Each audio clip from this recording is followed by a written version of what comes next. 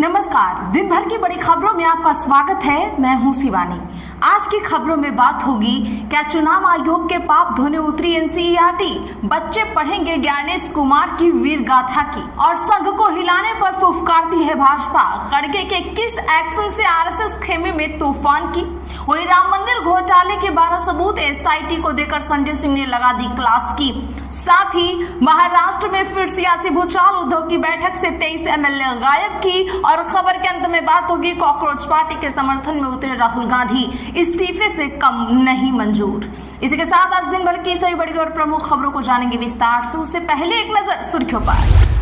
उत्तर प्रदेश में भाजपा की नई टीम में पूजा पाल उपाध्यक्ष बनी, राजनाथ के छोटे बेटे की एंट्री, ओबीसी की संख्या 16 से बढ़कर 25, ठाकुर ब्राह्मण हुए कम।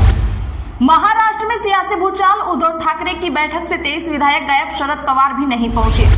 राजस्थान में सरकार नहीं आरएसएस चला रहा सिस्टम, अशोक गहलोत का बड़ा हमला।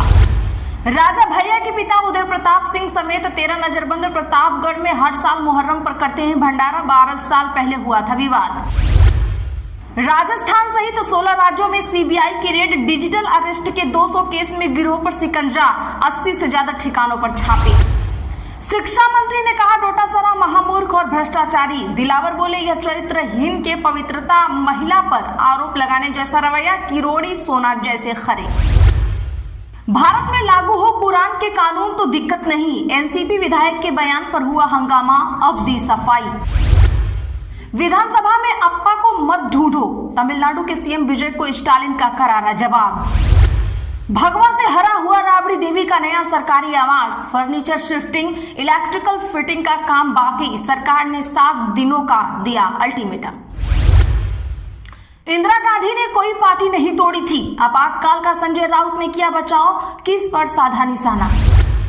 ऑपरेशन टाइगर पर सुप्रिया सुले ने केंद्र सरकार पर साधा निशाना, कहा 2029 से पहले कर रहे हेरफेर, एनसीपी एकजुट। सरकार ने कहा, पासपोर्ट यात्रा दस्तावेज नागरिकता का प्रमाण नहीं, कांग्रेस ने पूछा फिर सबूत क्या, 8 सवाल जवाब से पूरे मामले को समझिए। राहुल गांधी बोले, कंफ्यूजन में लिया था कार्तिकेय का नाम, पनामा पेपर्स पर बयान शिवराज के बेटे के लिए नहीं था, हाईकोर्ट में समझौते की संभावना। केंद्रीय शिक्षा मंत्री के इस्तीफे तक युवाओं की लड़ाई लड़ेगी कांग्रेस, रंजीत रंजन बोले। पंजाब सीएम ने शराब वाला वायरल वीडियो नकारा, मान बोले गले पर निशान बनाना भूल गए, मास्क लगाकर कनाडा के होटल में शूटिंग की। सिंधी समाज बोला, चंपत राय को दी थी 200 किलो की चांदी, राम मंदिर में लगनी थी शिलाएं, रसीद अब तक नहीं मिली, काक भुसुंडी भी गायब। कॉकरोच पार्टी फाउंडर दीपक के बोले, हम करदाता हैं, हमारे माता पिता करदाता हैं, हमें आतंकवादी कहा जा रहा है, क्या यह शर्मनाक नहीं है। कांग्रेस बोली, सरकार के संरक्षण में हुआ उज्जैन जमीन खरीद घोटाला, बीजेपी और संघ की मिली भगत, बीजेपी का जवाब, ये राज्यसभा चुनाव हारने की हताशा। चलिए जानते हैं बड़ी और प्रमुख खबरों को विस्तार से। उससे पहले वीडियो को लाइक कर दें, साथ ही आपसे रिक्वेस्ट, खबरों को आखिर तक जरूर देखें। युवाओं से माफी मांगे और इस्तीफा दें, राहुल गांधी ने शिक्षा मंत्री पर फिर क्यों साधा निशाना। बता दें कि कांग्रेस नेता राहुल गांधी ने एक बार फिर केंद्रीय शिक्षा मंत्री धर्मेंद्र प्रधान पर तीखा वार करते हुए उन पर छात्रों का अपमान करने का आरोप लगाया और मांग की कि वे देश से युवाओं से माफी मांगे और अपने पद से इस्तीफा दें।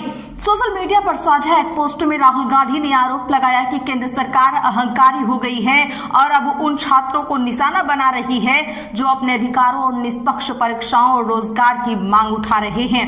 राहुल गांधी ने सोशल मीडिया पोस्ट में लिखा, सत्ता के अहंकार में डूबी मोदी सरकार अब इस मुकाम पर पहुंच गई है कि अपने अधिकारों, निष्पक्ष परीक्षाओं और सुरक्षित भविष्य की मांग करने वाले छात्रों को ही शिक्षा मंत्री आतंकवादी कह रहे हैं। जरा सोचिए, जिसकी नाकामी से इतने पेपर लीक हुए, जिसके राज में 20 बच्चे मरे, जिसने करोड़ों युवाओं का भविष्य अंधकार में धकेल दिया, वो आज पीड़ित बच्चों और उनकी आवाज उठाने वालों को दहशतगर्द बता रहे हैं।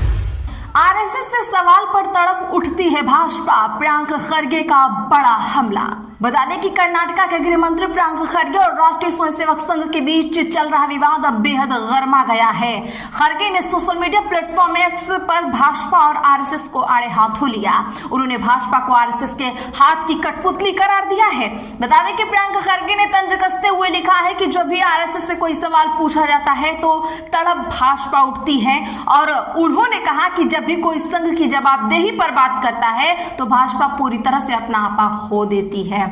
खरगे के मुताबिक भाजपा हमेशा से आरएसएस की महज का सहयोगी नहीं बल्कि उसका एक जरिया यानी टूल बन रही है। उन्होंने कहा कि भाजपा का हर पलटवार सिर्फ ये साबित करता है कि असली कमान किसके हाथ में है। अपने तंज को आगे बढ़ाते हुए कर्नाटक के गृह मंत्री ने आरएसएस के इतिहास पर भी उंगली उठाई। उन्होंने सवाल किया कि जिस संगठन ने देश के स्वतंत्रता संग्राम में कोई योगदान दिया वह आज पूरे देश को देशभक्ति पर लेक्चर क्यों दे रहा है। इसके साथ भी उन्होंने ये भी पूछा कि आखिर नागपुर स्थित आरएसएस मुख्यालय पर राष्ट्रीय ध्वज तिरंगा फहराने में 52 साल का लंबा वक्त क्यों लगा। एनसीईआरटी के सिलेबस में 1975 और 1977 इमरजेंसी सेक्शन शामिल किया गया। इलेक्शन चैप्टर में चुनाव आयोग की भी हुई तारीफ। बता दें कि एनसीईआरटी यानी national council for educational research and training ने पहली बार कक्षा 9 की सामाजिक विज्ञान की किताब में 1975 और 77 की इमरजेंसी को शामिल किया है। नई किताब understanding society India and beyond में इमरजेंसी को भारतीय लोकतंत्र के सामने आई सबसे बड़ी चुनौतियों में से एक बताया गया है। किताब में लिखा गया है कि 1970 के दशक की शुरुआत में इंदिरा गांधी सरकार के खिलाफ लोगों में नाराजगी बढ़ रही थी। बेरोजगारी, महंगाई और कुप्रबंधन के आरोपों के कारण कई जगह विरोध प्रदर्शन हुए। इसके बाद जून 1975 में आंतरिक अशांति के आधार पर राष्ट्रीय इमरजेंसी लागू की गई। वहीं कक्षा 9वीं की सोशल साइंस की बुक में देश के चुनाव आयोग की भी तारीफ की गई है।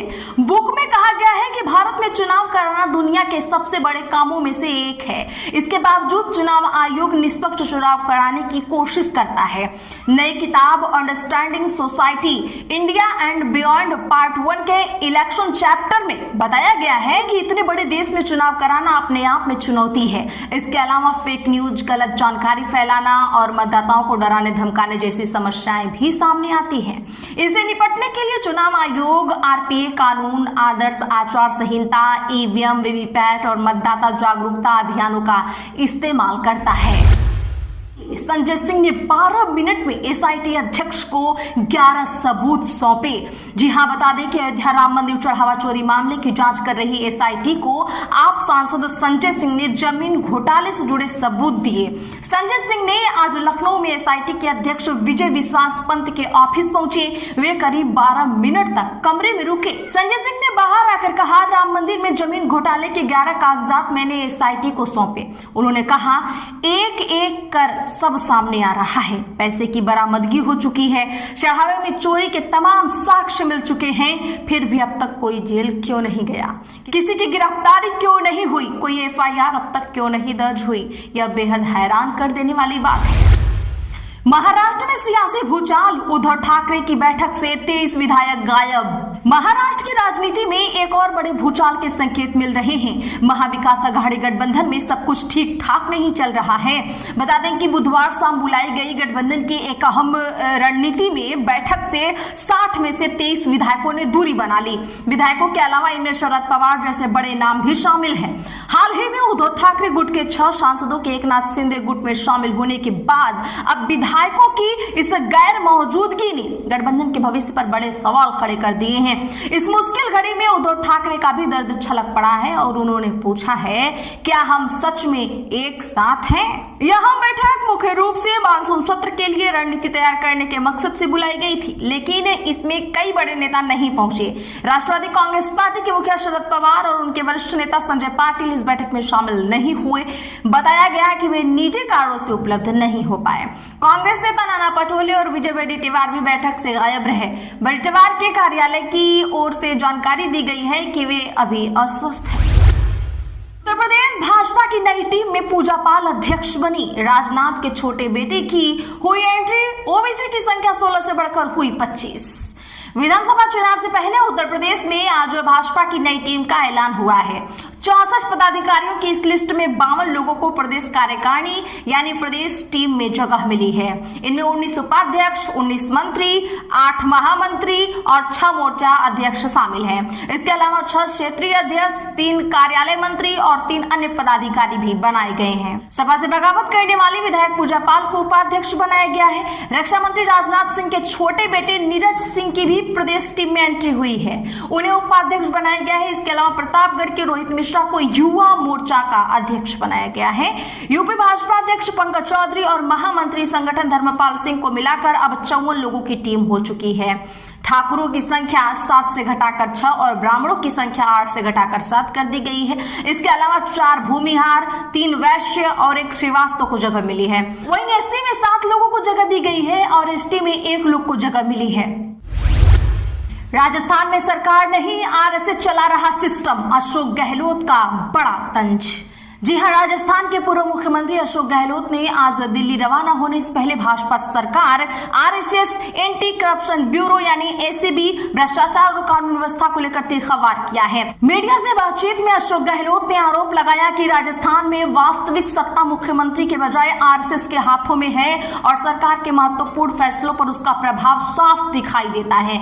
अशोक गहलोत ने भजन लाल सरकार पर निशाना साधते हुए कहा कि राज आरएसएस कर रहा है, ये तो मुखौटे हैं खाली, बस फैसले कहीं और से लिए जा रहे हैं। उन्होंने दावा किया कि ट्रांसफर और पोस्टिंग सहित कई अहम प्रशासनिक निर्णयों में आरएसएस की भूमिका दिखाई देती है। आज के लिए बस इतना ही। ऐसी ही खबरों के लिए चैनल सब्सक्राइब कर लें और बगल में घंटी के निशान को जरूर दबा लें। वीडियो को लाइक और शेयर करना ना भूलें।